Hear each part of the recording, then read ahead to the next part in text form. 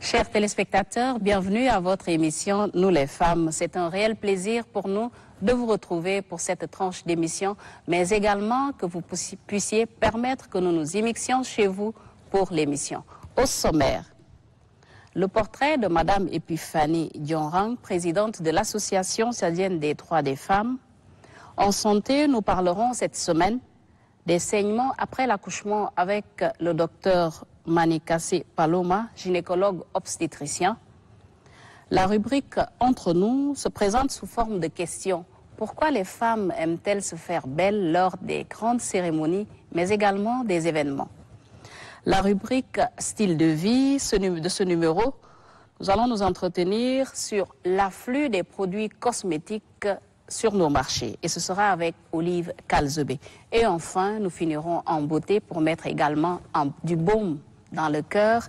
Il s'agira de l'artiste Matibé Geneviève avec le titre Mama. Tout de suite, nous y allons avec le portrait de Madame Epiphanie Dionrang, qui est la présidente de l'Association tchadienne des droits des femmes. Cette féministe engagée œuvre fortement pour l'épanouissement de la gente féminine. Voici son portrait qui a été réalisé par Brahim Doudou. Nous suivons et nous revenons juste après.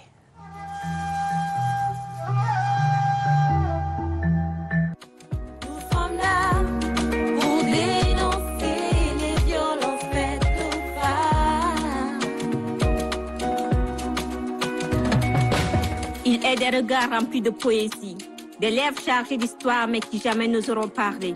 Il est des bras qui portent la vie mais qui ne peuvent se porter eux-mêmes. Il est des corps fragiles qui portent le monde mais qui ne vivent. Leader intègre, visionnaire et excellente communicante, telles sont les qualités de cette dame au dreadlock, Madame Nodjikoua Epiphanie Dionrang.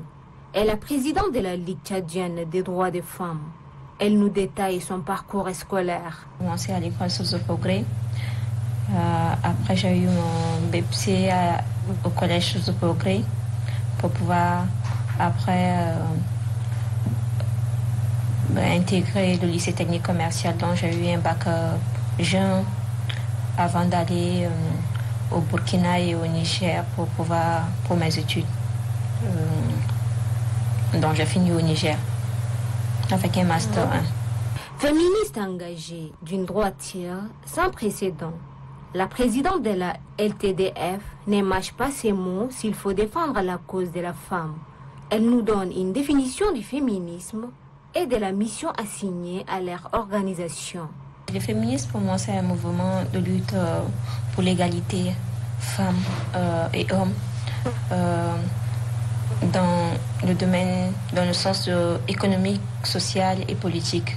L'objectif est de dénoncer les violences faites aux femmes, de faire des plaidoyers, d'initier les filles au féminisme, de reconnaître les droits des femmes dans la société et de laisser vraiment la parole aux femmes, de donner la parole aux femmes pour que les femmes puissent s'exprimer. Tout de même, pour la féministe, les difficultés liées quant à l'exercice de sa fonction ne manquent pas. La difficulté beaucoup plus, c'est sur le plan juridique. Parce que à chaque fois quand il y a des cas, quand nous rencontrons des cas, surtout des cas de viol, il est difficile de voir des violeurs être condamnés. Il est difficile de voir des violeurs être purger leur peine. C'est difficile. Et nous voulons vraiment que la justice fasse son travail. On a toujours l'habitude de dire qu'au Tchad, on a des beaux textes. Mais l'applicabilité reste un véritable problème. Et nous voulons vraiment que les textes puissent être appliqués pour que si il y a eu crime, il faut vraiment que ces personnes puissent payer pour leurs crimes, pour servir de leçon à d'autres personnes aussi, pour que les violences puissent être cessées. Parce que nous voulons une société avec où nous devons vivre en harmonie, en paix, en tant que frères et sœurs, en tant qu'amis et tout, mais pas qu'au quotidien, les femmes souffrent encore plus. Elle a l'admiration de ses camarades de lutte. Une fille très ambitieuse, audacieuse surtout, et qui n'a peur de rien en fait. Elle a plein de projets, elle est battante, bosseuse. Elle est juste waouh. Pour moi, elle est juste waouh. Pour les jeunes femmes qui veulent suivre son pas, elle conseille. Toutes les filles, il faut bosser, il faut travailler. Dans notre société, nous sommes conditionnés à être dans les foyers. Donc ça fait que beaucoup de filles sont réduites qu'à ça. Tout ce qu'elles font, c'est pour après rester au foyer. Et c'est quelque chose de triste. Donc pour vraiment faire changer les choses, il faut que les filles travaillent. Et chaque personne est unique. Une personne ne peut pas être comme moi. Parce que moi, je sais comment j'ai fait pour y arriver. J'ai travaillé dur, j'ai passé des nuits blanches pour pouvoir arriver. Et si la personne qui veut faire, j'aimerais que cette personne puisse faire plus que moi. Pas être comme moi, mais faire plus que moi en travaillant. Il faut que les filles travaillent, qu'elles puissent être ouvertes et qu'elles puissent travailler. Et elles vont y arriver. Il n'y a pas un miracle à faire, mais c'est le travail qui paye. Et aujourd'hui, si je suis arrivée à ce niveau, c'est parce que je travaille, je sais où je veux y arriver, parce que j'ai des objectifs à atteindre et je continue à travailler pour y arriver, pour y atteindre. Si à travers la LTDF, Epiphanie fait la cause de la gente féminine sienne, elle cache une autre passion qu'est le slam. C'est un autre outil qu'elle utilise pour dénoncer les violences faites aux femmes. Moi, d'abord, j'ai commencé avec le slam. Et à travers mon slam, j'essaie d'émouvoir d'autres personnes, de dénoncer cela, de dénoncer tout ce qui mine la société et aussi de valoriser la femme, de rendre visible, en fait, les femmes. Donc, j'ai commencé avec l'art. Et c'est ce qui m'a permis, en fait, de pouvoir créer la Ligue tchadienne des droits des femmes. Et d'être aussi dynamique dans ce que je fais. Pour la jeune défenseur des droits des femmes, notre pays, le Tchad, est en train de traverser une période charnière de son histoire et ne peut se construire qu'avec des hommes. Ça reste un challenge en fait. Il faut vraiment former des femmes. Il faut aussi laisser les femmes, même quand on dit que oui, il faut que les femmes participent. Les femmes sont là, mais comme des ornements. Elles n'ont pas le droit à la parole, elles n'ont pas le droit à prendre des décisions, malgré qu'elles sont représentatives. Alors pourquoi elles doivent être là si elles ne peuvent pas prendre des décisions et si elles ne peuvent pas faire quelque chose, si on ne peut pas leur donner des postes qu'il le faut? Toujours c'est elles qui sont des secrétaires, toujours c'est elles qui sont des trésorières là, mais si c'est pour donner des postes bien à des femmes, on ne donne pas. Alors je pense que c'est des choses qu'il faut revoir pour pouvoir donner la place qu'il faut à la femme et non pas toujours réduire les femmes et les laisser en arrière-plan. Alors, je vais demander à ce qu'on applaudisse d'abord pour Epiphanie, parce que ça, quand même, ça vaut un coup. Tout de suite, d'où vous êtes venu cet amour pour la défense de la gente féminine? Est-ce quelque chose qui vous a marqué? Il y a une situation qui vous a marqué dans le cercle familial ou autour de vous? D'où vous êtes venu cet amour? Je dirais qu'en toute chose, il y a toujours un déclic en fait. Ouais. Oui, mais j'ai toujours aimé parler de la femme et tout, mais c'est parti de mon histoire personnelle. Okay. Parce que déjà, dès le bas âge, j'étais quelqu'un de très, très maladif. Donc, toujours, je suis là, celle qui est toujours à la maison et tout. Et après mes études, je suis rentrée, j'ai subi 3 opérations chirurgicales. Donc, okay. À ce niveau, j'étais déjà celle qui n'avait pas d'avenir, en fait. Tu vois, tout le temps, je suis malade. Donc, on me dit, toi, tu ne vas rien faire. Et j'ai utilisé ça. Comme j'aimais écrire, j'écrivais beaucoup. Okay. Après, quand j'ai découvert le slam, je me suis dit, oui, peut-être qu'il y a plusieurs femmes qui vivent aussi la même situation, mais qui n'arrivent pas à l'exprimer. Mais moi, à travers le slam, à travers mes écrits, je peux aussi faire des textes, en parler publiquement pour pouvoir émouvoir ou toucher d'autres personnes. et peut-être leur donner l'espoir. Donc mes textes étaient pour parler de la femme et leur donner de l'espoir. Après ça, ce qui m'a le plus, en fait, le déclic même de créer la Ligue tchadienne des droits des femmes, j'ai l'habitude de dire, j'ai une amie à moi qui a été enlevée, violée et assassinée. Donc on parlait, un soir on parlait, et je me réveille le matin, je vois sur les réseaux sociaux RIP en son prénom. Et je lui ai envoyé un message, je lui ai dit qu'est-ce qui ne va pas et tout. Donc elle m'a pas répondu. J'ai dû contacter d'autres personnes pour me dire qu'elle était, en fait, elle était enlevée, assassinée. Après je suis tombée sur comment elle était éteinte. Donc après ça, j'ai passé des moments de dépression. Encore, Donc je me suis dit, oui, est-ce que je dois me morfondre, rester là, dans ma position et laisser les choses aller, ou bien je dois faire quelque chose pour pouvoir mettre fin, parce qu'il y avait eu des sorties, il y avait eu des marches pour dire justice, réclamer justice, mais justice n'a jamais été faite. Et aussi, il y a eu assez de cas, parce que vivant dans cette société, j'ai vu des filles qui ont été violées, filmées et mettre sur les réseaux sociaux. J'ai eu une amie à moi qui, durant toute son enfance, a été violée, que ce soit par son cousin germain ou soit son frère et tout. Et je me suis dit, peut-être c'est cette voie que je dois prendre pour pouvoir faire changer les choses. Et il faut toujours que quelqu'un se lève pour dire, oui, il faut faire quelque chose pour le faire. Il y a des gens qui en rient, il y a des gens qui prennent ça, qui normalisent ça. Et c'est pas normal. Donc, la mort de mon ami a été pour moi un déclic. Et je me suis dit, même si je sais que nous sommes dans une société, mais tellement patriarcale, dans une société où c'est difficile pour une femme de pouvoir sortir, parler et tout, je vais le faire. Je ferai à mon niveau. Je ferai ce que moi je peux faire. Oui, déjà. Et peut-être les autres personnes vont le faire. Donc, c'est ce qui a fait que j'ai créé la Ligue tchadienne des droits des femmes. Tout de suite aussi, pourquoi avoir choisi le slam? Est-ce que vous pensez que c'est le moyen le plus efficace pour toucher les cœurs, pour parler? Pourquoi le slam particulièrement? Ok, le slam, c'est un art oratoire qui m'a le plus touchée, parce que avant, je voulais faire du rap. Mais je me suis dit, faire du rap, je voulais qu'à travers mes textes, les gens vivent à travers mes textes, parce que c'est mon vécu. Et moi, je le vis quand je déclame. Donc, si aujourd'hui je dois faire du rap, je me dis, il y aura trop de musique là. Et les gens ne vont pas m'écouter. Écouter les paroles. Et je voulais vraiment me faire entendre. Et c'était pourquoi j'ai choisi de faire ce tas qui est le slam. D'accord. Docteur Manekassé, que pensez-vous du parcours de Nodjikoua Epiphanie? D'abord, je voulais la féliciter encore. Je pense que c'est une femme battante. Et ses objectifs sont vraiment louables.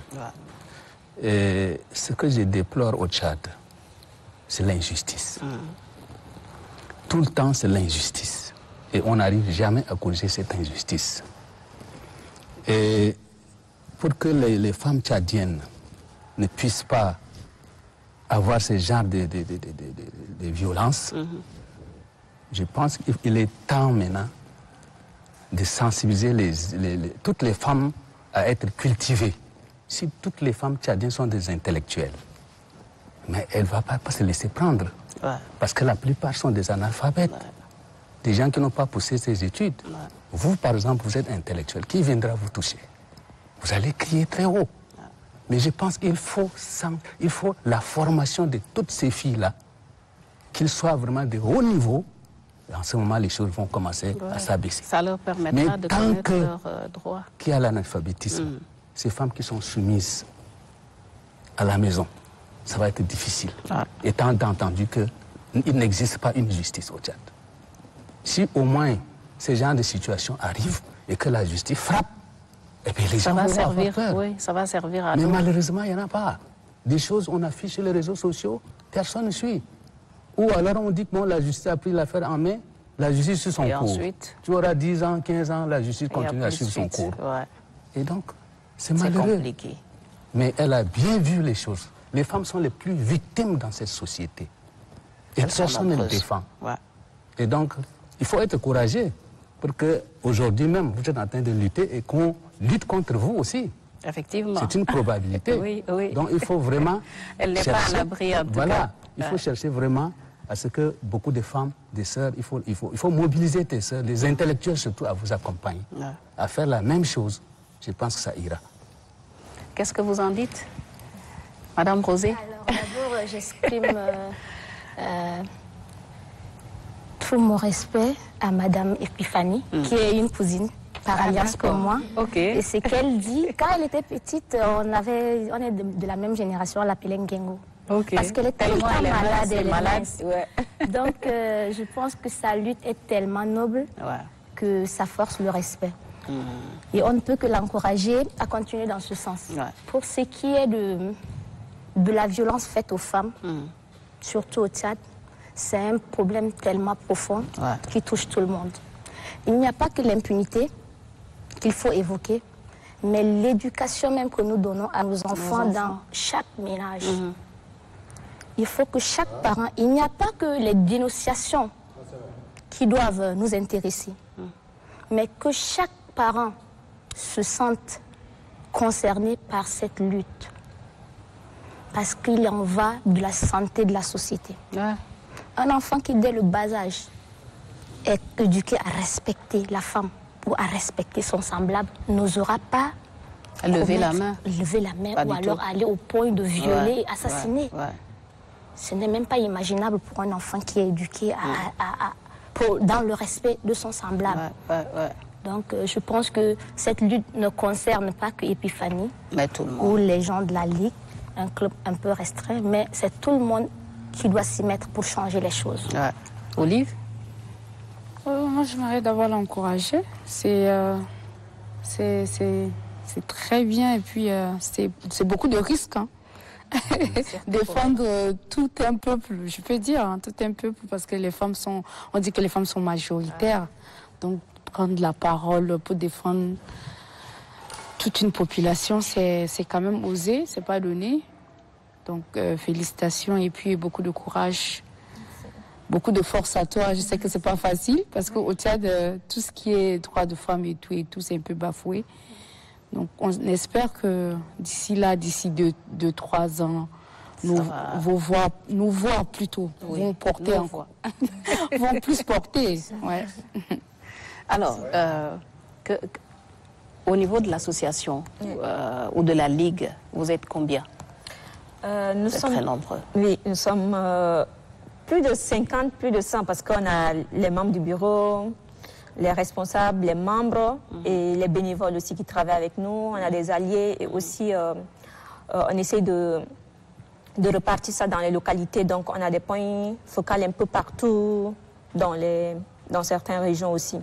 Donc je me dis, la Ligue, c'est pour tout le monde. D'accord. Est-ce qu'il y a des hommes également engagés, comme on le dit, qui vous accompagnent dans cette lutte? Oui, exactement. C'est pourquoi je parle des alliés. Il y a des hommes aussi engagés parce qu'on parle d'eux, on ne doit pas les mettre dans... Oui, il faut les inclure pour qu'ils puissent comprendre et aussi porter. Donc, ils sont plus engagés que nous.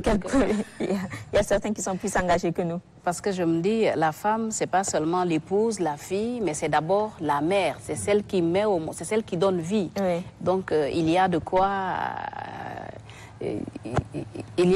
vraiment lutter pour la protection de celle-là. C'est une denrée quand même qui n'a pas de son deux. Quels sont vos projets pour l'avenir? Déjà, c'est d'inciter les autres à cette lutte commune, mais quels sont vos projets? D'abord, je tiens à remercier tous ceux qui m'encouragent et tous ceux qui me boostent au quotidien pour ce que je fais et tout. C'est pas facile en tant qu'être humain, en tant que femme, mais ces encouragements me donnent le courage de faire plus. Et quand je vois les victimes, je me dis... J'ai plus de raisons en fait d'avancer que de reculer. Maintenant, les projets, j'en ai énormément. Et à chaque fois, je dis, je ne veux pas parler de mes projets comme ça, mais j'attends que ça se réalise comme ça. Quand ça se réalise, tout le monde va et j'en parle ouvertement. Mais là, je nourris tellement de projets pour les femmes, essayer de faire des plaidoyers, que ce soit sur le plan national ou international, avoir des bases de données sur les cas de violence faites aux femmes, parce qu'on ignore dans certaines localités, c'est sérieux en fait. Mais on ignore cela. Et permettre aussi que tout le monde puisse comprendre cette vision et que les gens puissent se réunir autour de ce combat, en fait qu'on puisse vraiment sensibiliser les femmes. D'accord. Il y a un sérieux manque de confiance en soi pour beaucoup de femmes.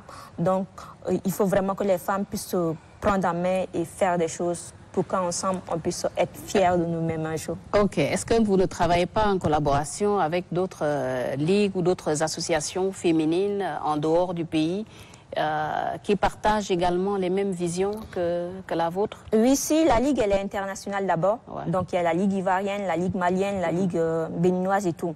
Et on essaie de vouloir faire même en Europe, si possible. On va essayer d'étendre cela. Et ici, on travaille avec toutes les organisations féminines. D'accord. Donc, on essaye de pouvoir se mettre ensemble parce que quand vous vous mettez ensemble, vos voix portent mieux que de faire ça seul. Oui. Et on espère vraiment que d'autres organisations féminines aussi font leur travail, mais quand on le fait ensemble, on va toucher plus de personnes pour faire avancer. Déjà, sur le plateau, je crois que nous allons tous adhérer. Vous avez écouté le docteur s'exprimer, votre cousine également, Olive. C'est une lutte qui est noble et nous vous souhaitons vraiment bon vent. Merci. D'accord, allez-y, docteur. Je sais qu'elle avait parlé des points focaux dans les différentes régions. Oui. Est-ce qu'il ne serait pas intéressant, par exemple, de donner en tout cas une ligne verte, Oui. Parce que les points focaux ne peuvent pas joindre toutes les régions. Ouais. Il y a peut-être un numéro de téléphone. S'il y a quelque chose qui se passe, même en Djamena, les gens se cachent, ils ne veulent pas dire. Oui. Mais en appelant directement, vous aurez avoir plusieurs numéros pour recevoir ces messages-là. Ça pourrait peut-être vous... Oui, si, on a un numéro vert, le 1231. Ah, ok. Oui, on a un numéro vert aussi pour tout le monde, les gens appellent. C'est moi-même qui gère personnellement le numéro vert aussi. Ok, très bien. Ah, ça, c'est bien. Merci. Comme le dit le docteur, c'est vrai, il y a, et nos pesanteurs socioculturels également, font que il y a dans nos ménages, dans nos familles, des gens qui subissent, mais qui ne sont pas prêtes à dénoncer, du peur de qu'en dira-t-on. Donc, vous voyez, je trouve que c'est intéressant ce qu'il dit. Dans notre rubrique santé, l'accouchement est généralement une étape de la vie de la femme parmi tant d'autres. Pour certains, ça se passe bien, pour d'autres, non. Pour d'autres encore, plus mal. C'est avec beaucoup de complications que certaines femmes arrivent à mettre également au monde. Pourquoi les saignements après l'accouchement? Madame Salila Moussa Hassan a interrogé le professeur Fomsou Lagadang pour nous. Suivez et nous revenons tout de suite.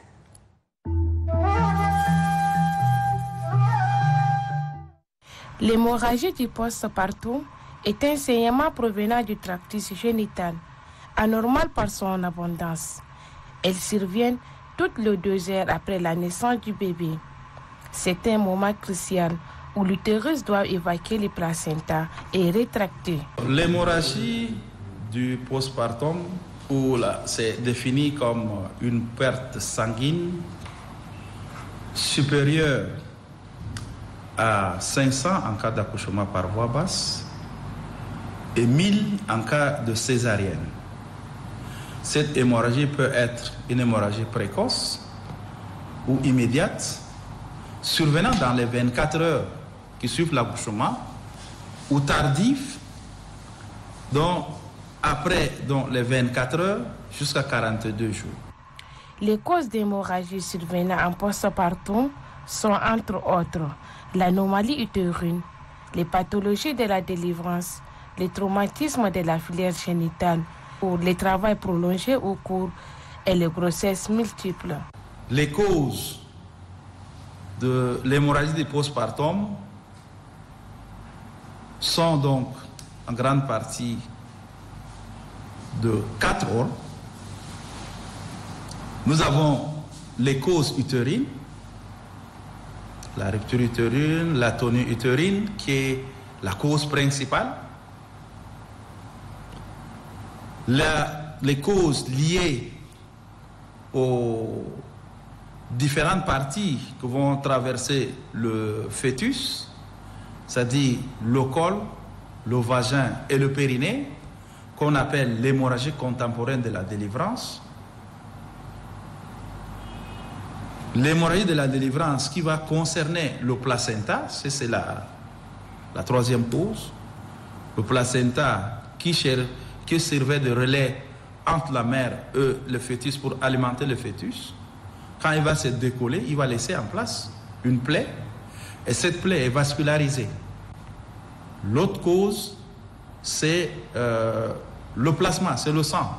La femme va saigner, elle va donc perdre les facteurs de coagulation et en perdant donc ces facteurs de coagulation, cette femme va développer une coagulation intravasculaire disséminée. Cette hémorragie est l'une des complications redoutables. Elle peut être responsable d'un décès maternel toutes les 4 minutes et aussi causer une anémie et ressentir une faiblesse et la fatigue chez la femme. Les complications immédiates sont caractérisées par l'état de choc. L'état de choc avec une tension artérielle basse, 80/60 mm de mercure, un pouls faible filant, des extrémités froides, des sueurs profuses, mais également les complications immédiates peuvent être marquées par le décès. Pour lutter contre cette pathologie, dès que le diagnostic d'hémorragie est posé, les gynécologues recommandent de procéder à un massage utérin et à une réanimation liquidienne par l'administration du cristalloïde isotonique, affirme-t-il. Merci de nous retrouver sur le plateau de Nous les femmes. Docteur, est-ce normal pour une femme de saigner après l'accouchement? Vraiment, je pense que votre question est intéressante.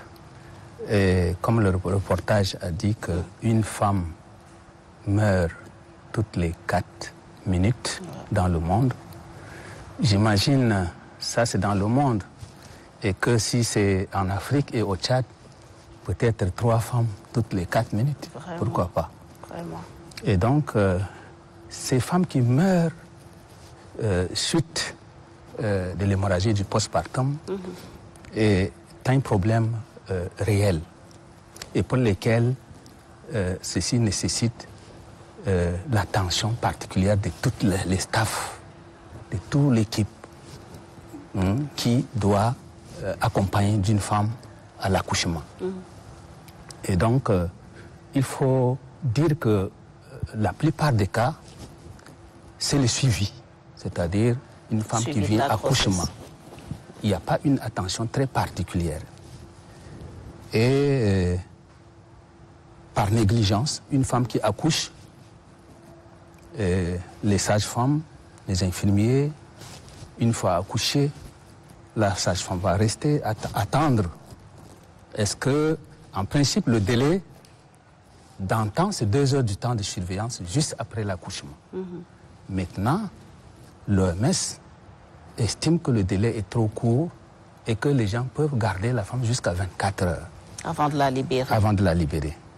Puisque les hémorragies du postpartum surviennent, les hémorragies du postpartum immédiates surviennent dans les 24 heures qui suivent. Et les hémorragies du postpartum tardives, c'est après 24 heures jusqu'à 16 semaines. Et la plupart des problèmes se situent dans les 24 heures qui suivent. Et donc, pourquoi il y a l'hémorragie de la délivrance? Cette hémorragie de la délivrance peut être due simplement au fait que la femme a fait un travail prolongé. Toute la nuit, elle a les contractions utérines qui surviennent, l'enfant ne descend pas. Une fois l'enfant sorti, l'utérus qui a eu des contractions pendant beaucoup de temps devient fatigué. Et par la suite, l'utérus ne se rétracte plus. Parce que dès qu'une femme accouche, il faut que l'utérus se rétracte pour bloquer l'hémorragie.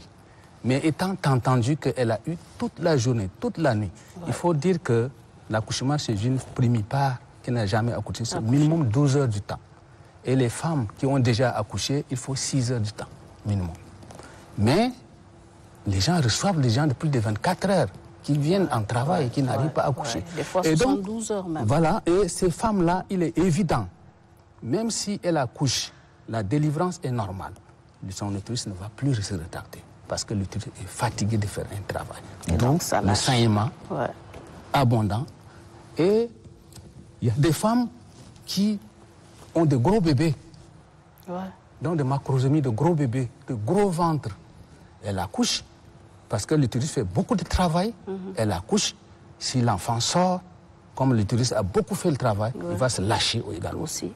Et donc, il y a des femmes qui ont ce qu'on appelle l'hydramnios. Donc, il y a beaucoup d'eau, surtout c'est les femmes qui ont des jumeaux, par exemple. Les femmes qui ont des jumeaux. Le ventre devient très volumineux. Ah ça, vous m'attaquez, docteur. Voilà. Donc, le ventre est devenu volumineux. Et quand les enfants sortent, après, l'utérus a des difficultés pour se refermer. Et donc, tant que l'utérus ne se rétracte pas pour bloquer l'hémorragie, la femme va continuer toujours à saigner. Et ça, c'est dans les suites de couches immédiates. Non seulement ça, cette cause, mais elle peut accoucher normalement. Et puis ensuite? Et ensuite, le saignement peut revenir. Pourquoi? Parce que elle a fait une délivrance. Après l'accouchement, la femme a fait il y a une délivrance. C'est-à-dire on a enlevé le placenta déjà. Mais on n'enlève pas totalement. Il reste parfois des débris, des petites parties et des membranes dedans.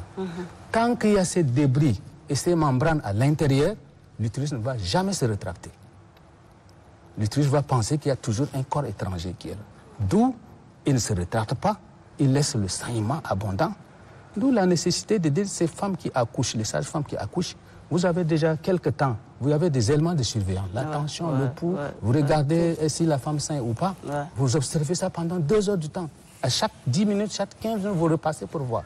Et s'il n'y a pas un saignement, s'il y a le saignement qui continue, vous faites ce qu'on appelle la révision utérine, vous en mettez la main pour racler est-ce qu'il n'y a pas le débris du placenta qui reste à l'intérieur ou des membranes qui restent à l'intérieur. Et donc, ça, c'est dans les suites de couches immédiates. Parfois, docteur, je vous arrête un peu à ce niveau. Il y a est-ce que les sages-femmes ou les accoucheuses, je vais le dire comme ça, entre guillemets, est-ce qu'elles tiennent vraiment compte de ce que vous dites? Oui, mais je prends par exemple le cas des hôpitaux. Oui. Ils reçoivent 3, 4, 5, 6 femmes. Oui, à la fois. À la fois. Et là, ça, il y a une seule sage-femme ou 2 sages-femmes. Qui doit gérer ça. Et elle passe toute la journée à faire l'accouchement. Est-ce qu'elle aura le temps de suivre normalement ces femmes-là? Donc elle s'occupe à occuper l'autre. Là, elle est accouchée il y a 1 heure de temps. Donc elle est là. On dit non, dégagez la femme là parce qu'il y a d'autres qui arrivent. Donc elle ne peut pas suivre. Et là aussi, c'est un problème de manque de personnel. Il faut limiter comment...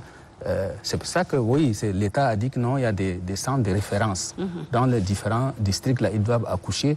Mais quand il y a d'abord des complications, il faut les référer à l'hôpital mère et de l'enfant. Donc, il n'y a pas seulement ça qui peut causer les hémorragies de la délivrance. Comme le professeur a dit, parfois, la plupart, c'est le placenta. Et après, le fait que la femme fait un accouchement rapide, ça aussi, c'est mauvais. Une femme qui vient, elle est en travail, elle a accouché moins de 4 heures ou moins de 3 heures du temps. Ça veut dire que l'utérus a fait beaucoup de travail intense, rapproché, et par la suite, l'utérus devient fatigué. Si l'enfant sort, il commence à saigner toujours. Donc, dans le cas de travail rapide, il y a le risque de saignement. Il y a vraiment une éducation qui doit être faite à ce niveau. Et parfois, le fait que la femme, son col n'est pas complètement dilaté. Et la sage-femme dit non, il faut pousser, il faut pousser, il faut pousser. Effectivement. Et par la suite même, il y a d'autres qui viennent se mettre sur le... ils font ce qu'on appelle l'expression. Oui, pour appuyer. Ils appuient alors que le col n'a pas fini. Il y a des occasions où on demande aux hommes de salle là de venir même pour s'y mettre. Ça aussi, alors, ça quand existe. Le col n'est pas fini de se dilater, c'est compliqué. Premièrement, il va déchirer le col et après, la femme va saigner abondamment. Non seulement ça, la femme n'a pas la chance, il va avoir ce qu'on appelle rupture utérine. Donc l'utérus se déchire. Et après, c'est le saignement abondant. Il faut venir, il faut faire examiner, appeler le médecin, tout ça. Le temps où le gynécologue arrive. Des fois, on la perd. On la perd. Non seulement ça, parfois, l'enfant, en sortant, il blesse la paroi vaginale ou bien le périnée, et ces femmes-là vont continuer à saigner. D'où la nécessité qu'à chaque accouchement, la sage-femme doit surveiller d'une manière rigoureuse. Et la chose que je vais toujours dire, juste après l'accouchement, la femme doit sonder la femme. Donc, doit vider la vessie de la couchée. celle qui a accouché. Si vous ne videz pas cette vessie-là, la vessie empêche l'utérus de descendre. Parce qu'il faut que l'utérus descende pour se rétracter. Alors que la vessie, c'est volumineux, il empêche l'utérus de descendre. En ce moment, la femme va se mettre à saigner, même si l'accouchement a été réalisé dans de bonnes conditions. Donc le risque d'avortement, le risque d'hémorragie est toujours évident.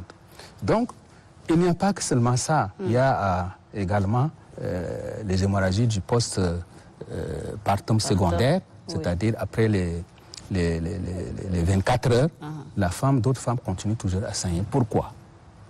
Dû au fait que soit ils n'ont pas bien fait la révision utérine, il restait encore les débris placentaires qui sont restés à l'extérieur, et la femme finira par toujours saigner. Ou bien il y a une infection, avant que les saignements, les caillots ne sortent, il y a eu une microbe qui sont rentrés et qui a provoqué une infection de la cavité utérine. C'est ce qu'on appelle endométrite. Dans ce cas-là, la femme va continuer toujours à saigner. Et il faut reconnaître aussi, le placenta a plusieurs sièges. Le placenta, c'est-à-dire le placenta qui est censé d'alimenter le bébé, ne doit pas s'insérer à un certain niveau. Donc, il est juste sur le chorion, c'est-à-dire juste à l'intérieur de la muqueuse utérine. Mais il y a des placentas qui traversent ces muscles-là. Ils vont dans le muscle utérin. Dans ce cas, ça devient compliqué. Et après l'accouchement, la femme va tout faire. Vous pouvez faire votre révision utérine pour faire sortir le placenta. Étant entendu que les cellules du placenta sont rentrées dans les muscles, la femme va continuer à saigner. C'est ce que nous appelons le placenta percreta, le placenta accreta. Quand ça sort, et dans ce cas-là, il faut opérer la femme, il faut lui enlever l'utérus. Parce que le placenta, ces placentas vont rester dans l'utérus.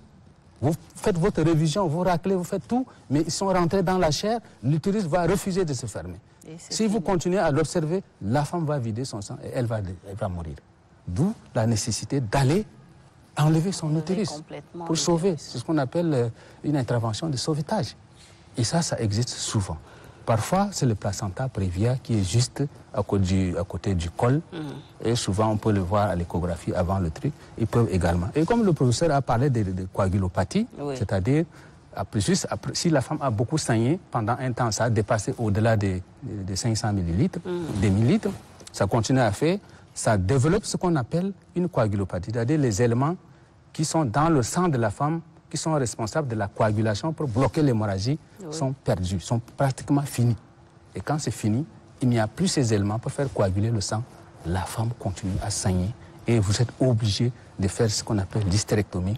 Vous opérez, vous enlevez l'utérus de la femme. Sinon, elle va mourir suite d'hémorragie. Donc, toute cette histoire-là, c'est la surveillance. C'est la surveillance. Moi, je me pose la question, ceux qui accouchent, les femmes qui accouchent dans les quartiers, il y a des sages-femmes qui s'aventurent à accoucher. Voilà. Mais si se retrouve dans le cas des déchirures du col, par exemple, le temps où ils vont l'amener à l'hôpital, c'est trop tard. Parce que notre organisme contient peut-être 2 litres du sang. Le temps où vous allez là-bas, c'est pratiquement fini. Hein? Donc, elles arrivent en retard. Voilà. Que dans des hôpitaux, qu'il y ait assez de sages-femmes, même s'il y a trop d'accouchements, qu'ils essaient de répartir, voir les statistiques. Pourquoi il y a trop de sages-femmes? Est-ce que le nombre de sages-femmes suffisent? S'ils essaient de calculer, si c'est une femme qui doit regarder 2-3 femmes pendant 2 heures de temps avant de la libérer, si ça ne suffit pas, qu'on essaie de trouver une solution pour que ces femmes-là ne viennent pas dans ce centre-là et les répartir dans d'autres centres. Parce que c'est un problème de surveillance. Dans tous les cas, c'est un problème de surveillance. Après l'accouchement, les sages-femmes sont fatiguées, ils ne peuvent pas surveiller celle-là et celle-là, et puis les hémorragies commencent. Alors que si on avait détecté très tôt, on appelait le gynécologue qui va essayer de faire la révision, observer le col, qu'est-ce qu'il y a? Est-ce qu'il y a déchirure du col? Est-ce qu'il y a déchirure de la paroi vaginale? Est-ce qu'il y a déchirure de l'utérus? Pour intervenir très vite avant que cette dame ne meure. Malheureusement, il y a trop de décès. Ça, c'est encore une lutte pour Madame Epifanie qui fait dans la défense des droits des femmes. Tout à l'heure, quand vous étiez en train de parler, les visages des dames étaient très tristes. Oui. Elles étaient complètement ailleurs, mais bon, revenons sur notre plateau. Je sais que vous bouillonnez, il y a des questions certainement que vous voulez poser au docteur. Mais nous sommes aussi pris par le facteur temps, on va y aller. Je vais juste poser une dernière question, docteur. Quel est le temps normal? Quand vous dites qu'un accouchement ne peut pas se faire sans saignement, est-ce qu'il y a une durée normale? Pour le saignement? Oui. Est-ce qu'il y a une durée normale? D'accord. Oui. On a dit qu'une femme qui accouche, le saignement estimé total ne doit pas dépasser 500 millilitres, c'est-à-dire demi-litre. Tout simplement. Demi-litre. Et ce saignement-là, vous le constatez. Au fait, le saignement, il y a des saignements qui sont normaux. OK. Hein, des petits saignements. Là, c'est obligatoire. Oui. Pendant 2, 3, 4 jours, c'est des petits saignements. Oui, oui. Mais le premier jour, dans les 24 heures, on sait que c'est les petits saignements qui n'ont plus de signification. D'accord. Donc, on suit la femme et au bout de 3 jours, le saignement commence à disparaître. Vers le 4e jour, au lieu que ce soit du sang, c'est du sang mélangé avec des liquides clairs. Oui. Au bout d'une semaine, il n'y a que seulement le liquide clair. D'accord. Et donc, ça doit disparaître. Ça doit disparaître. Il n'y a pas de raison que ça continue. Non, il n'y a pas de raison. Si ça continue, c'est qu'il y a quelque chose qui ne va pas et qu'il faut repartir à l'hôpital. Voilà. D'accord. On va y aller avec notre rubrique Entre nous. Pourquoi les femmes aiment se parer lors des grands événements, des grandes cérémonies? Suivons la réaction de nos concitoyens au micro de Noura Brahim et on revient juste après. C'est normal, quand tu viens à une cérémonie, tu dois quand même être présentable. Parce qu'il y a beaucoup de femmes qui sont là. Si tu ne portes pas des jolis habits ou bien encore des jolis robes et trucs comme ça, c'est pas bien. C'est-à-dire c'est une occasion. C'est une occasion pour se faire belle. Bon, on se fait belle pour que, par exemple, si c'est dans le mariage, le côté du mari, le côté on se rencontre. Donc, c'est juste être ensemble et puis voir comment les choses se passent seulement. Ça, c'est pas mauvais, quoi. Quand certaines femmes exagèrent, c'est ça qui crée des problèmes. Qui crée des problèmes même entre les maris et les femmes. Il faut vivre selon tes moyens. Toi, tu n'as pas de moyens et tu veux être comme l'autre. Donc, ça pose problème. Surtout si le mari n'a pas de moyens. Alors, comme vous avez dit, une femme là, elle doit être présentable ou bien propre à tout moment, même chez elle. Je me fais belle, c'est pour mon mari. C'est pas pour aller seulement à la cérémonie. Quand je me fais belle et quand je sors là, les gens disent que telle dame là, c'est la dame à telle personne. Donc ça m'honore quoi. Et puis moi-même, ça me donne aussi la fierté parce que je suis toute propre. Oui, je suis toute propre. Mais je fais pour m'honorer moi-même et honorer mon mari. Pour rendre belle, là, c'est la santé aussi. C'est ça. Il faut rendre belle pour que ton mari te voit que voilà, la femme, telle personne, elle est normale, elle est en bonne santé. Elle s'habille normalement aussi. Quand une femme se rend belle, lors des cérémonies de mariage, c'est pour son bien et pour sa fierté, pour l'honorer de plus. Je crois que c'est, en gros modo, c'est pour honorer sa famille. Beaucoup de femmes se rendent belles. Ce sont des occasions où ils peuvent rencontrer leur partenaire. Mais en vrai, une femme de foyer, quand elle se rend belle dans une cérémonie de mariage, elle se rend belle pour honorer sa présence. Elle veut se donner de la valeur. Regardez chez les Maliens, les femmes maliennes par exemple, quand leur mari est au marché, à partir de 16h, 17h déjà, elles se font belles. Tu vas leur poser la question, tu te fais belle pour aller où? Mais c'est juste pour attendre son mari. Parce que si le mari vient, il faut qu'il trouve sa femme présentable, belle devant lui. Ça, c'est l'exemple des Maliens. Mais pour les cérémonies des d'autres, bon, c'est quelque chose qui se prépare aussi. Donc, moi, je trouve ça normal. Mais une femme doit être présentable à tout moment. Alors, nous revenons sur le plateau avec Madame Jemima Rosé. Quelle appréciation vous faites des propos que vous avez entendus tout à l'heure? Bien. D'abord, vous qui êtes sociologue. Oui, de formation, bien sûr. D'accord. Avant d'entrer dans le vif du sujet, oui, il faut d'abord connaître ce que c'est que la beauté. La beauté, c'est d'abord quoi? La beauté, c'est une apparence physique ou corporelle.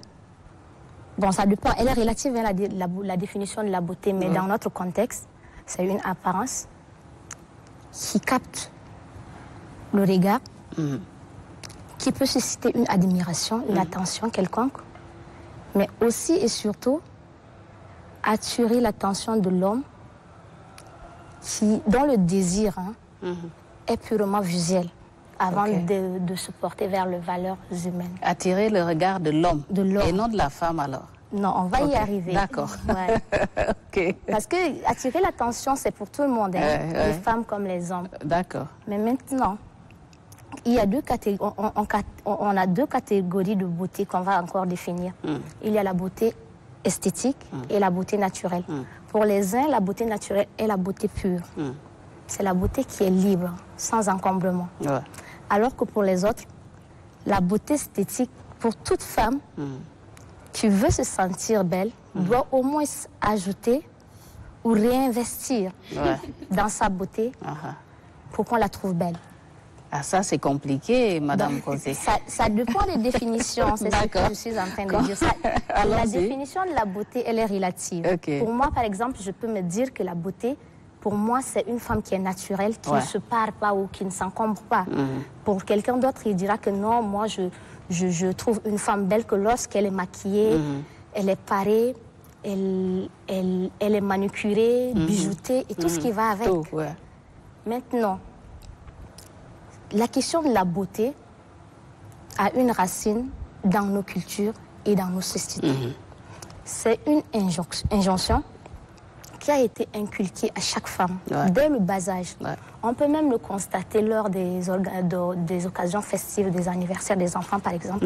Il y a nettement une différence dans l'apparence des filles et des garçons. Que des garçons, On peut voir une fille bien habillée avec une robe avec des fleurs, des perles sur les cheveux. Bien. Pourtant, le garçon, il peut avoir une petite chemise avec sa petite culotte et une paire de chaussures qui s'en va. Dès le bas âge maintenant, l'enfant, la fille, est éduquée à toujours paraître belle. Par contre, paraître belle dans les occasions cérémoniales, c'est que dans d'autres endroits, par exemple les lieux de travail, l'école ou les églises, on ne vous donne pas totalement la liberté de vous habiller comme vous voulez ou de paraître comme vous voulez. C'est un lieu de culte. Voilà, c'est un lieu de culte ou un lieu de travail. Il y a des règles qui régissent votre comportement dans chaque lieu. Par contre, dans les occasions festives ou cérémoniales comme le mariage ou les baptêmes, tu peux t'habiller comme tu veux, te maquiller comme tu veux. Tout dépend de comment toi tu veux te sentir. Et d'où tu vas, où tu vas. Voilà. De comment tu veux te sentir et où tu vas. Tout dépend de toi, on ne te juge pas. Chaque femme qui se rend belle pour sortir, le fait d'abord pour elle-même. Pour les uns. Elle le fait pour elle-même. Je suis d'accord. Pour les uns. Pour les uns. Pour les autres. Voilà. Pour les autres, c'est pour attirer l'attention, comme je le disais tantôt. Oui, bien sûr. Et bénéficier de l'appréciation ou du regard d'autrui. De l'autre, oui. Parce que l'appréciation, elle est vitale. Hein? Parce que tout être humain a besoin d'être apprécié. Pour les autres, comme je le disais, c'est pour bénéficier de l'appréciation des autres. Et pour les autres, une autre catégorie encore, c'est pour attirer l'attention de l'homme. Parce que dans les occasions cérémoniales, il y a des relations amicales qui se tissent, tout comme des relations amoureuses, et même des retrouvailles entre amis ou frères, amis, sœurs et frères, parents, tout simplement. Donc, je voudrais par là dire que paraître belle dans les occasions cérémoniales, pour les femmes, c'est un besoin qu'elles expriment. Pour s'affirmer en tant que femme, affirmer leur être singulier, Et même pour certains, pour se situer dans une catégorie sociale quelconque, à travers son habillement, tu peux savoir catégoriser cette femme. Oui, complètement. Oui. De par son habillement, sa parure, les boucles d'oreilles de la tête aux pieds. Les bassins. Madame Rosé, je vais vous dire tout de suite que derrière ce paraître, si vous choisissez, vous tissez des relations amicales avec une femme, après vous allez la revoir sur son vrai visage. Vous faites comment? C'est ce que j'avais oublié de dire. La beauté esthétique est la beauté qui chasse le naturel. Bien sûr. À beau chasser le naturel, il revient au galop. Bien sûr. Tu peux aller tisser ta relation en te basant sur l'apparence d'une femme dans un lieu de cérémonie. Dans une cérémonie. Mais à la maison, son vrai visage apparaîtra. Va apparaître, effectivement. C'est pourquoi il serait demandé aux femmes d'être sobres, surtout dans leur apparence. Le plus naturellement possible. On ne les empêche surtout pas de se rendre belles. De se parer, de se maquiller, voilà. Mais que ce soit soft. Oui. Madame Epifani. Surtout. Mais c'est bien. Quelle lecture vous faites? Oui, avant qu'on nous donne la parole au docteur. Je pense que c'est des questions qu'on n'aborde pas trop souvent, des sujets qu'on n'en parle pas souvent. Mais c'est important en fait de communiquer dessus et de dire aux femmes qu'il faut se faire belle, mais de rester le plus naturel que possible. C'est bien. Docteur, je vais vous donner la parole avant Olive. Ok. Elle est de la maison, donc on va gérer entre nous. Allez-y. Ok, mais je pense que chez nous, on dit, quand tu veux chercher une femme, ne cherche pas la femme le jour de la danse. Le jour de la fête et tout. Le jour de la fête et le jour de la danse. Là, tu vas te tromper. Effectivement. Donc, parce qu'il y a beaucoup de choses qui sont en jeu. Voilà, c'est pour dire que toutes les femmes maquillent, mais en réalité, ce ne sont pas les vraies femmes. Effectivement. Donc, c'est des habillements trompeux. Et donc, pour moi, je pense que la femme doit être belle, s'habiller proprement pour son mari d'abord. Parce qu'elle n'a pas besoin que les autres la regardent. Il y a que... oui, j'ai vu. Il y a deux possibilités. Oui. Donc, ma femme, si elle veut s'habiller, elle doit s'habiller tous les jours. Elle doit être propre tous les jours. Oui. Mais si elle est propre seulement pour aller dans une cérémonie donnée, je ne serais pas tellement d'accord. D'accord, ok. Mais par contre, les femmes qui ne se sont pas mariées, elles sont à la recherche des hommes. Mais elle est obligée de s'habiller proprement pour attirer les yeux des gens. Non, en fait, toutes les femmes sont des vraies femmes. En fait. Toutes les femmes sont des vraies femmes. Non, c'est des vraies, mais il faudrait que celle qui n'a pas encore de mari. Non, c'est pas que si on s'habille bien, c'est absolument pour aller voir, pour plaire ou bien pour... Absolument, oui, je m'habille proprement pour un homme ou bien pour être désiré. Il ne le faut pas. Et après, moi, je me dis, ça y va de soi. On veut être propre. Naturellement, c'est la santé même. Non, la propreté, c'est bon. Mais le maquillage, c'est encore autre chose. Oui, mais donc on parle de la beauté naturelle. Ça veut dire qu'il faut être propre tous les jours. Que ce soit même au foyer, on a besoin d'être propre pour sortir et tout. Donc, il ne faut pas être extravagante.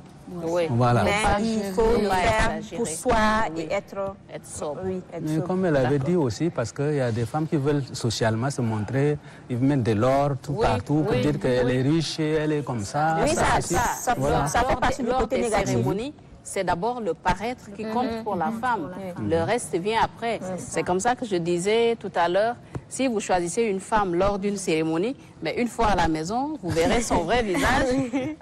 Peut-être qu'elle avait une tache quelque part, vous n'avez pas regardé, ensuite ça va être vu. Ou bien. D'accord. On va y aller avec notre dernière rubrique.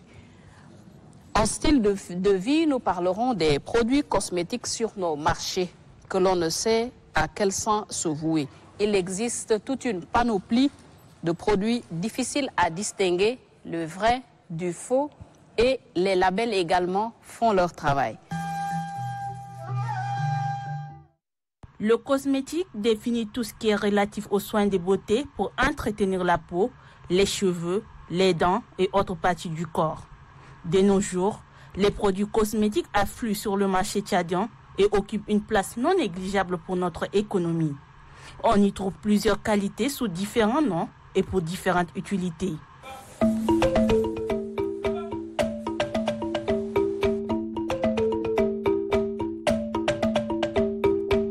Fabriqués dans plusieurs usines, les produits cosmétiques sont proposés dans des boîtes, des tubes ou des bouteilles pour le plaisir des consommateurs, dont la grande partie sont des femmes.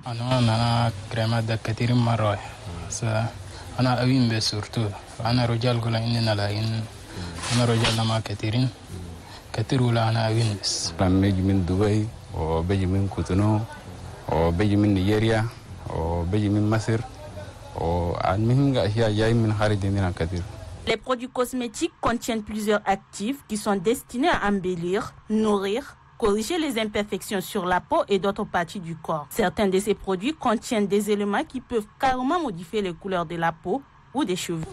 On commence par le savon de visage et le savon de corps. On a l'huile naturelle, on a les crèmes naturelles, on a les crèmes pour les cheveux et pour le corps. On a les gels douche, on a les concentrés, on a les lotions pour le visage, c'est pour le corps. On a aussi les gommages pour le visage. On a aussi les crèmes uniquement pour le visage. Les produits cosmétiques abondent de plus en plus sur nos marchés et la plupart ne sont pas testés cliniquement avant leur vente. Et cela peut avoir quelquefois des conséquences sur la santé. Alors, Olive Kalzebe, vous avez fait un tour au marché pour nous parler des produits cosmétiques. Quelle appréciation faites-vous? Moi, ce qui m'a le plus choqué d'abord, c'est les noms. Tu vois sur un produit, c'est écrit 3 jours propres ou bien 7 jours clairs. Mais aussi. Tu n'as pas besoin d'aller à l'école pour comprendre que là, c'est un danger. Ou bien 24 heures propres. C'est un danger, pourquoi? 24 heures propres. Même Dieu, pour nous créer, il n'a plus du temps. Il a plus du temps pour nous créer. À plus forte raison, nous, pour changer la couleur de peau ou bien pour nourrir une peau, il ne faut pas 24 heures, il faut du temps. Même les médicaments. Il y a des médicaments à l'hôpital, on nous dit de prendre pendant 1 mois, pendant 2 mois. Pendant 3 jours, ou bien, bon, selon la posologie. Mais toi, tu ne regardes pas là. C'est écrit 7 jours propres, tu t'envoies, tu achètes. Et puis 7 jours propres à 1000 francs. Oui, c'est écrit 7 jours propres, on a dit. On n'a pas dit 7 jours pour se décaper. Non, mais 7 jours propres, c'est éclaircissant en fait. D'accord. Il y a de l'hydroquinone dedans. Donc ça montre hautement le danger qui se cache derrière, oui. Et surtout les prix, hein. 1000 francs, 1500, il y en a pour 250. Il y en a aussi qu'on peut panacher. Oui, mélanger et tout. Tout à l'heure, dans le reportage, si vous avez bien prêté attention comme moi, le monsieur disait qu'il a beaucoup plus de la clientèle féminine. Pourquoi? Mais c'est les femmes qui, comme tout à l'heure on disait, c'est les femmes qui aiment paraître. Hein. C'est beaucoup plus les femmes qui aiment paraître belles, bon, qui aiment se faire belles, qui aiment attirer les gars. Et je dirais sous la demande des hommes quelquefois. Parce que maintenant, c'est beaucoup plus les hommes qui poussent les femmes à aller chercher tout ça. C'est les hommes. Les hommes sont devenus de plus en plus exigeants, je vais dire. Donc, pour satisfaire les hommes, il faut aussi mettre la barre très haute. Il faut noter aussi que les produits, il y en a qui sont extrêmement chers, hein, des centaines de mille, 150 000, 200 000 et tout. C'est les hommes qui... Bon, certaines femmes ne travaillent même pas, l'argent sort d'où? C'est de la poche des hommes. Bien sûr. Voilà. Docteur, est-ce qu'il y a, avant de revenir à vous, est-ce qu'il y a un danger à cela? Bien sûr, les variétés de produits peuvent constituer un danger réel. Par exemple, elle a parlé de l'hydroquinone et les corticoïdes. Et ces produits-là vont décaper la peau. Et comme vous le savez, si Dieu vous a fait une peau noire, parce que vous êtes exposé au soleil, et le soleil, vous avez de la mélanine qui protège contre les rayons solaires. Et donc, si vous décapez votre peau, vous exposez votre peau à un risque de cancer de la peau. Et les corticoïdes également perturbent les règles chez les femmes. Oui, beaucoup. Donc ça a des conséquences tout à fait néfastes. Epiphanie, qu'est-ce que vous en dites avant de clore avec Rosée? Je pense que c'est un phénomène là terrible qui de nos jours. Tu veux voir toutes les femmes veulent devenir des blanches, des claires et tout. C'est ça, c'est la tendance. C'est être brune, être rouge, qui équivaut à la femme qui est belle. C'est ça en fait, c'est ça qui pousse les malheureusement, femmes c'est triste et après, il y a assez de conséquences comme le docteur a dit.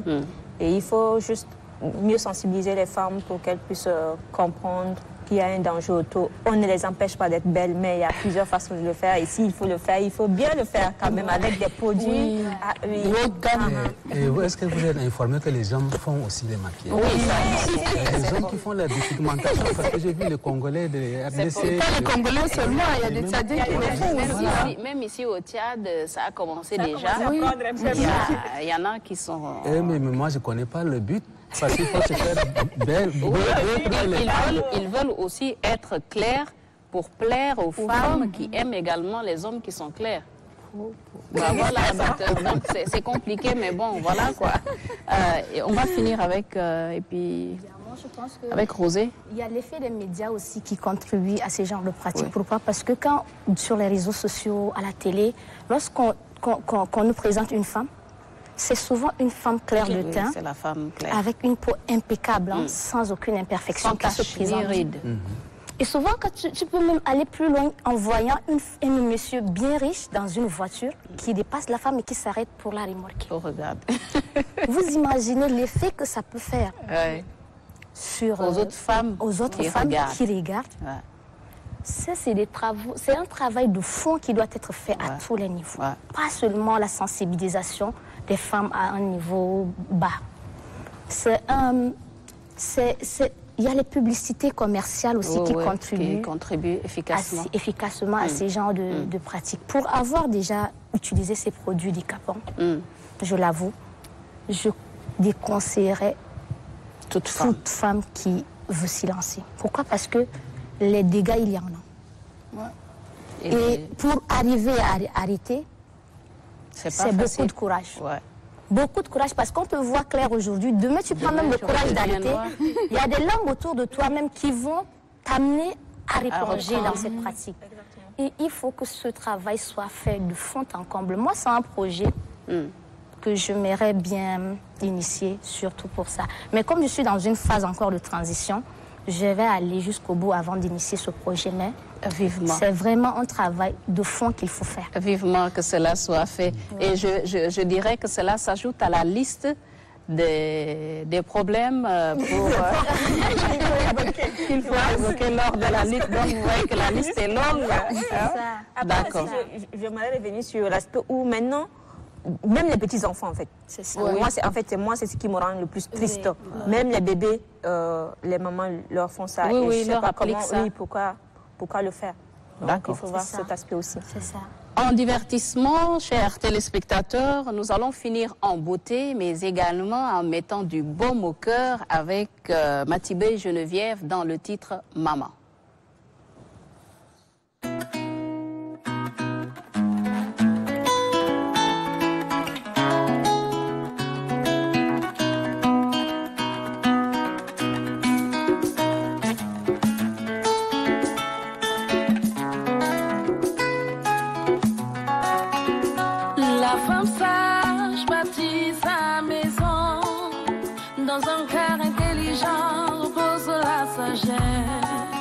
Les projets que forme le cas de la femme, que tu charmes dans tes yeux d'amour. Oh, tu es belle, femme africaine, à la peau d'ébène, oh maman. Maman, tu portes la vie, tu portes l'espoir.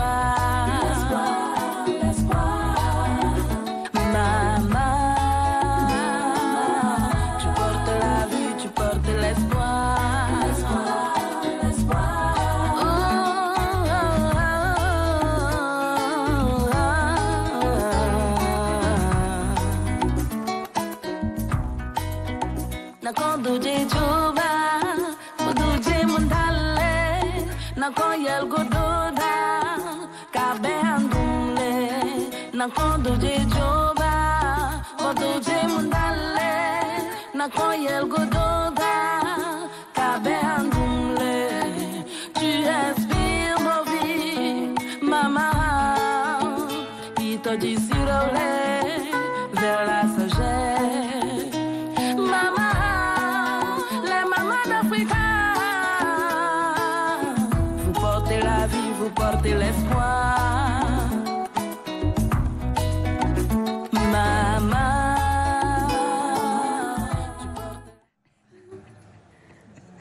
Chers téléspectateurs, c'est fini pour aujourd'hui. Merci d'avoir partagé ces moments en votre compagnie. Il était question du portrait de Madame Epiphanie Dion-Rang, les saignements après l'accouchement avec le docteur Manikassé Palouma, gynécologue obstétricien. Entre nous, pourquoi les femmes aiment paraître lors des grands événements, mais également des grandes cérémonies. Au revoir. Bonne suite des programmes sur Télétian. Intima marabas, intima marasaki, intima marabas, intima marasaki, inti amu, intima